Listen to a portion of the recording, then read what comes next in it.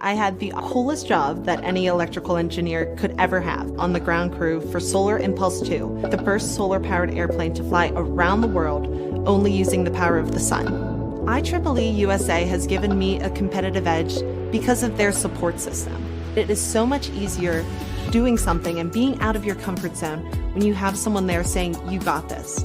IEEE USA is more than just a network. It's a family. Okay, hello everybody, and welcome to the first edition of the IEEE USA Government Relations Washington, D.C. update webinar of 2025.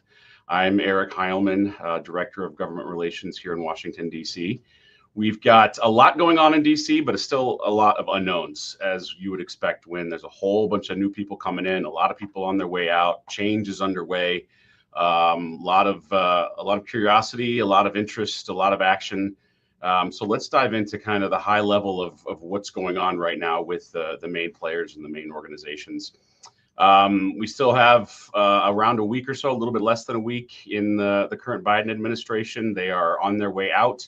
And most of the sort of mid-level and below folks will be updating their resumes and looking for new jobs, because that's kind of the way it works when you have a whole scale change in presidential administrations.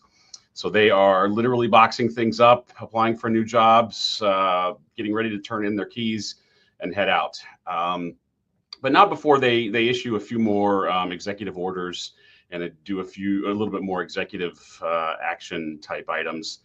I saw that there was some administration level action in Gaza and Israel, for example. And there have been a couple of executive orders that have come out of this White House in the last day or two that are of interest. One had to do with export controls on certain types of chip technology, and another one related to data centers being built on federal lands, sort of looking forward to the growth of AI and the need for more energy resources. So there are things happening. The hard part is, knowing what's going to happen with those once the new administration comes in. Most executive actions can be undone by another executive action. So who knows? The incoming Trump administration certainly will be looking at all of that stuff, but they are fully ready to take office and take power next week here in Washington. Things are gearing up. A lot of the mid-level nominations and appointments are starting to come out. We know about the cabinet level folks, and that's where we turn to the Senate, because their job for the next several weeks is going to be to deal with those nominations. In the House, they are passing messaging bills, essentially pieces of legislation that don't really have any legs, but are kind of designed to showcase something that's important to the party in power. This happens all the time. So there's a lot of Republican messaging bills around the types of themes that you saw on the campaign trail, and likely the kinds of things that President Trump ran on, as the House Republicans will really want to do whatever they can to align themselves to President Trump and his incoming administration. And the Supreme Court is taking a look at TikTok. As of now, we understand that TikTok will go away in the next few days. I believe the 19th is when they are expecting to be shut down. Oral arguments in the Supreme Court were this last Friday. So who knows what's going to happen with TikTok. And if you use it, you better get ready to have it shut down. But who knows? There could be some strange stay of execution or something, some delay in it. But it's certainly something that we'll be watching, even though we don't really work too much on that type of issue. But I know it's of interest to the technology world and technology community generally. So speaking of the Senate, if you remember your constitutional history, you will remember that it is the Senate's prerogative, and the Senate's alone, the House has nothing to do with this, to vet and confirm the incoming president, any president's nominations for cabinet level officials and others, ambassadors, that sort of thing. And when a new administration is on its way in, the new Congress will want to do everything it can to help get that new government up and running. And really, you need cabinet officials in place in their new departments, in their new roles, to kind of get government going. And the Senate will generally tries to get those nomination processes underway pretty quickly. Just this week, it was announced that there were a number of hearings at the Senate committee level that will be taking place on the nominations. Just like regular legislation, every nomination has to go through a committee process in the Senate. And the nomination goes to the whatever committee of policy jurisdiction that cabinet official will oversee. And they have a hearing and they have a vote out of committee, and then it goes to the full Senate floor for a debate and a vote, just like a regular bill. So this week there are a flurry of them, although one has already been pulled, which isn't uncommon. The one Tuesday for the Interior Secretary nomination, the committee pulled it from the schedule. They hadn't gotten all the required paperwork, or there were still more questions. They just weren't ready to go. That's not uncommon. And we may see one or two more of those here as things unfold. But this is the schedule. It's robust. There's a lot going on in the Senate, and we're going to be tracking a lot of it. And we'll talk about that a little bit more in a minute. This is what we're going to be watching for a lot of these nominations that are now scheduled. There's a lot of policy issues that impact IEEE and its members that IEEE-USA and our government relations team work on, focus on, weigh in on, have a history in that many of these nominees will oversee, assuming they get confirmed by the Senate and take their new roles. This is sort of a list of those whose nominations have been scheduled. There's still several out there that we work with very closely, or will work with if they get confirmed, that have not been scheduled yet for a nomination here. The Commerce Secretary, for example, Director of OSTP, for example. We'll be watching those as well. But for the ones that are scheduled, there's quite a bit on the plate and on the agenda for a lot of the technology, R&D, science and tech issues that we work on: AI, quantum, spectrum, cyber. And OMB Director one is going to be of interest too if senators do ask about his approach, as it says here, to R&D funding. OMB is the Office of Management and Budget, so they tend to have a really important role in sort of determining the budgets of each of the agencies that are submitted to Congress. So OMB, the OMB Director has a big role there. And then obviously the Energy Secretary, lots of things going on in the energy space. Our Energy Policy Committee is very active right now and looking at some very interesting policies, churning out some position statements that we then use to take to Capitol Hill. So whatever Chris Wright says to the Committee of Jurisdiction as part of his nomination hearing will be of interest, and we'll report any interesting feedback or results to you. I should say also, there's always an opportunity, and we are taking advantage of this. Like any congressional hearing, there's an opportunity to kind of advocate with a particular senator on that committee that they ask a question that is of interest to us and to him or her, or to raise an issue to kind of get an answer that maybe we might want. And so we're actively now working with a couple of those committees just to kind of see what the different senators on those committees might ask of each of these nominees, and see where there's some alignment with some of our policy issues. Because if you can get an answer out of somebody who might become the Secretary of Energy that is really helpful to sort of what we're wondering and thinking about in terms of energy policy, or what we prioritize, that's always going to be beneficial. And frankly, if you get a negative answer too, at least it kind of informs you of what you're dealing with. So these nomination hearings are a big deal, and a lot of people pay attention to them. A lot of people work on them, and it does suck a lot of the air out of the room, at least in one half of Capitol Hill.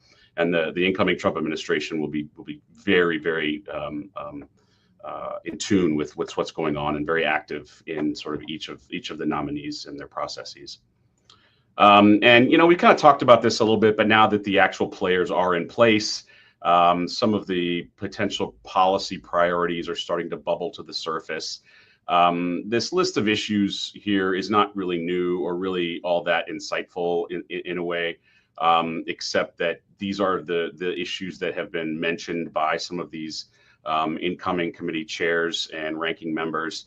The faces here are the committee chair and ranking member, respectively, of 3 separate Senate committees, all of whom kind of have some jurisdiction over a lot of the policy issues that we work on, all of whom we have relationships with and have met with in various capacities. But now that they're in their new role, things may look a little bit different. But this is sort of the quick snapshot of what we're going to be looking at in terms of personalities, leaders, and some priority issues. And obviously, there's a lot within each of these issue sets that we can kind of pull apart and go in different directions. And this is not an exhaustive list. There will be tenfold, as many by the time they really get going and get well into the year. The House, similar, and this isn't necessarily anything new, what's on the screen here, but I just put it up here because it was made official just recently. Congressman Brian Babin, Republican of Texas, has been chosen by his peers in the Republican conference to be the chair of the Science, Space, and Technology Committee in the House. That was expected. He had sort of been the only one that had raised his hand and said he was interested in doing it for some time. So we expected it. And as we've discussed here in this platform in the past, Congressman Babin, now Chairman Babin, represents the part of Texas that has the Johnson Space Center in his district. So space policy issues will be in the forefront of what the committee will work on.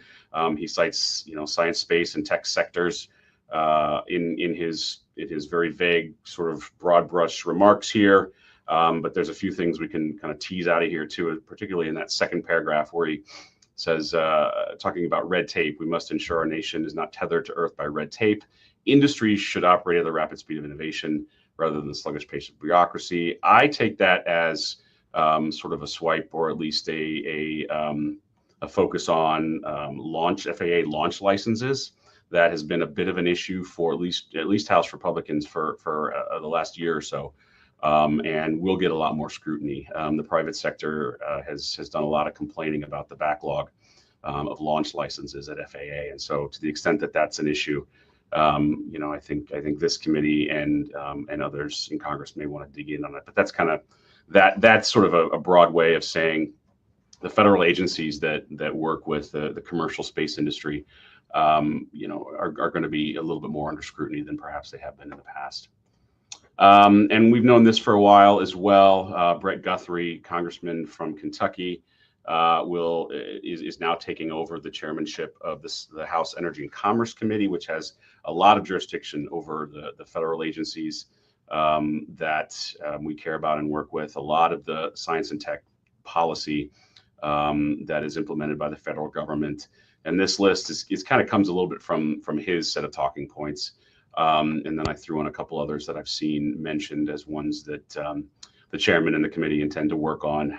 Again, very broad brush, very high level, pretty much what you'd expect at this point. There are a lot of leftover pieces of legislation that did not get passed in the last Congress that I expect these committees are going to take a fresh look at. Some may be sort of completely dismantled and rebuilt in different ways. Some may be taken up exactly as they were written last year or the last Congress. We're just not sure yet. They really are just kind of getting their feet under them. I should say too, this is a time in the House in particular because it's got so many members of Congress. So many of them are new, and they all have staffs, and the committees have staffs. Everybody's staffing up. Everybody's hiring new staffs. Everybody's looking for sort of new people to help run their offices. Committees have a pretty large staff of policy experts, and they're going to want to find the right people. So a lot of that is still happening.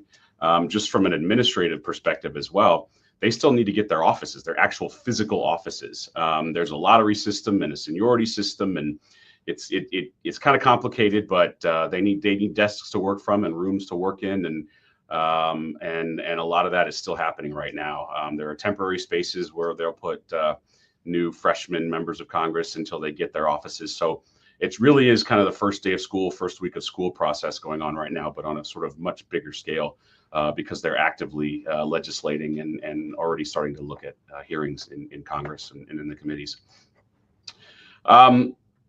This list is kind of other things out there that I expect we will be working on.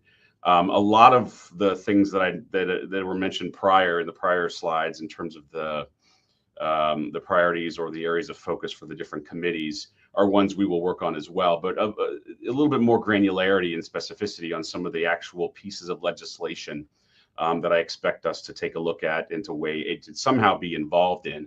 And there's a lot. This is a pretty big list. I don't, but this list could get bigger as the year, goes by. It could also sort of shrink a little bit if some of these either pass quickly or just die very, very, very quickly as well, both of which are possibilities. And a lot of this is probably not new to many of you.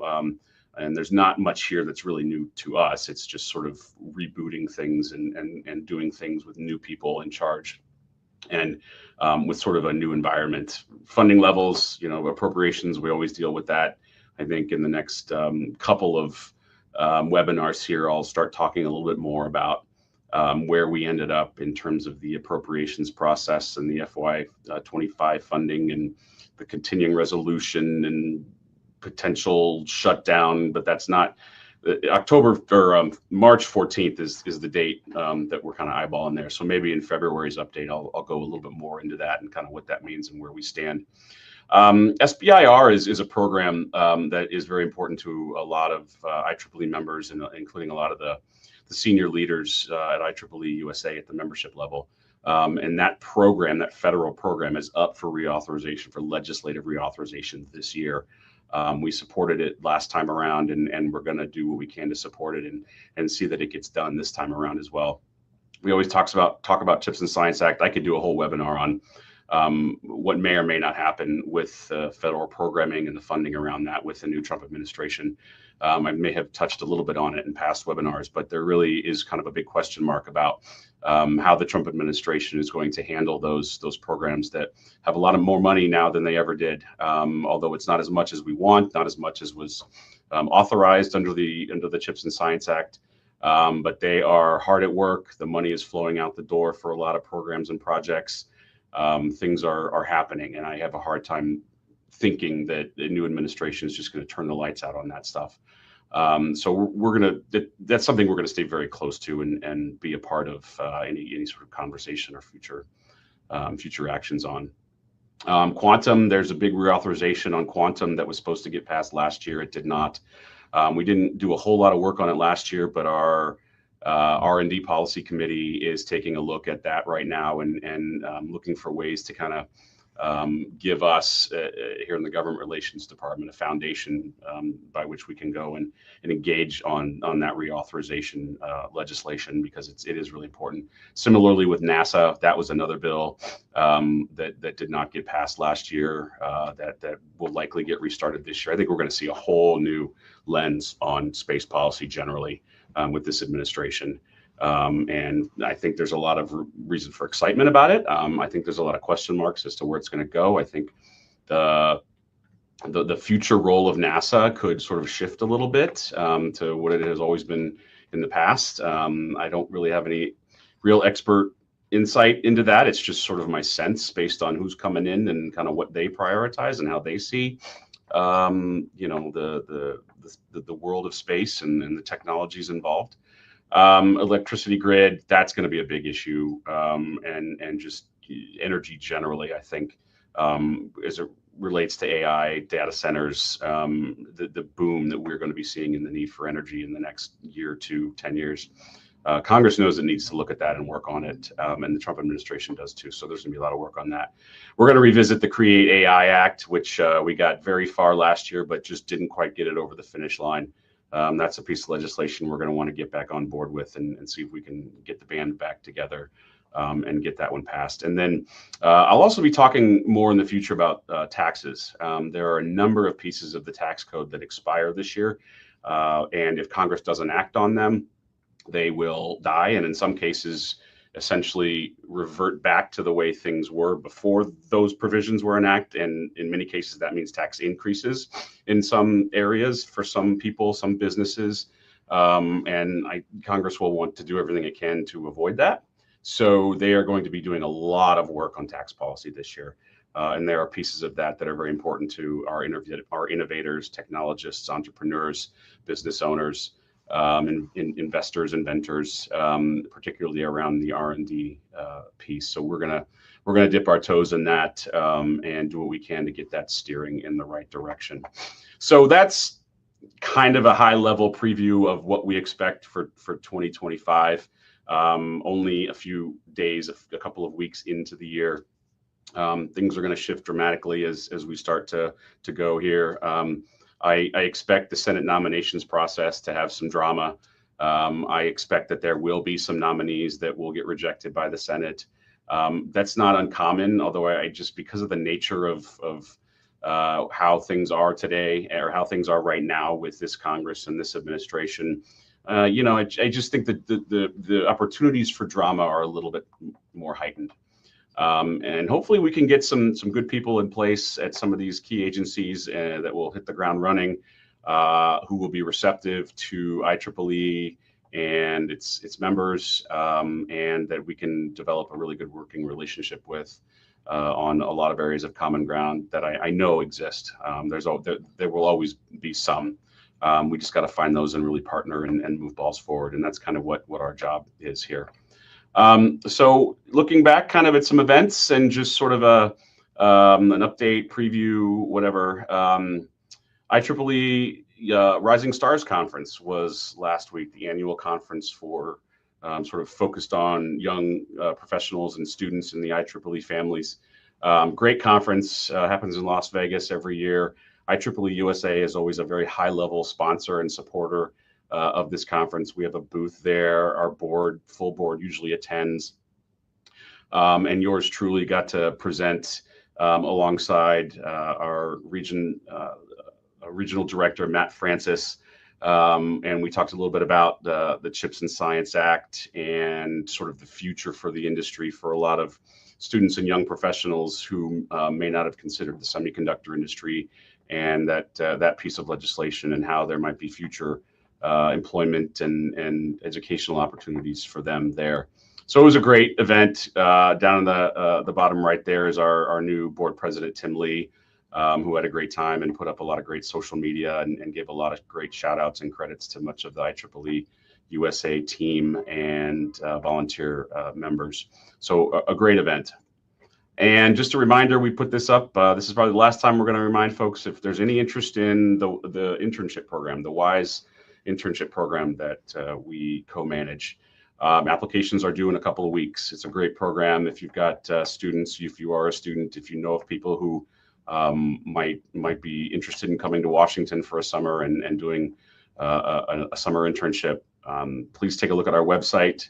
February 1st is the application deadline. And the big announcement that has now gone out to all IEEE members: CVD is back, it is scheduled, and registration is open. This is Congressional Visits Day, our annual event where IEEE members come to Washington, D.C. We organize you based on where you live. We give you some training on policy issues of importance, how to get around Capitol Hill, how to have a meeting with your member of Congress, and who you're going to meet with, and we send you to Capitol Hill for a day in groups, and you go and spread the word and learn how things work and meet people. It really is an outstanding event, and we're going to be talking about it a lot leading up to and probably after the event in April. The QR code is right here. If you want to go on our website under public policy, I think there's a CVD, Congressional Visits Day link. Put your stuff in. It's free to register. We do not pay for any accommodations or travel, unfortunately. We just don't have the resources for it. So you're on your own to get here. We do have a couple of room blocks at 2 different Marriotts here in town that we have reserved if you want to get in early and try and get one of those rooms. I know folks will have a lot of questions. If you're interested, there's an FAQ page on our website, but you can always email us here and we will answer those. And we're really excited to kind of get things going. We've already got a great response in terms of registration just in less than a week since we've opened it. So if you've come before, we hope you'll come again. If you've never been to Washington for this, we really hope that you'll consider being a first timer and maybe bring a buddy. That's all I have for this month's edition. I should mention that this is recorded. Unfortunately, schedules just wouldn't allow for a live session this month. So I can't take any live questions, but if you do have questions, you can always email or call. I'm always happy to address anything that you have. And if anything that I mentioned here is a little bit old or the information, there's newer information, you'll know why, and I'll do my best to correct the record next month. So thanks for joining. Our thoughts are with any of you in the Southern California region. We hope that you and your families are well, and we'll see you next month. Thanks. I've always been a very hands-on person, and I like the beauty of a machine that is well put together. I'm excited to work here because we are building a state-of-the-art particle accelerator in order to make medical radioisotopes more available for cancer treatments. I want to build something that matters, and this is something that matters. Being a member of IEEE, there's a whole community of people who are interested in what you're interested in. IEEE USA is my competitive edge.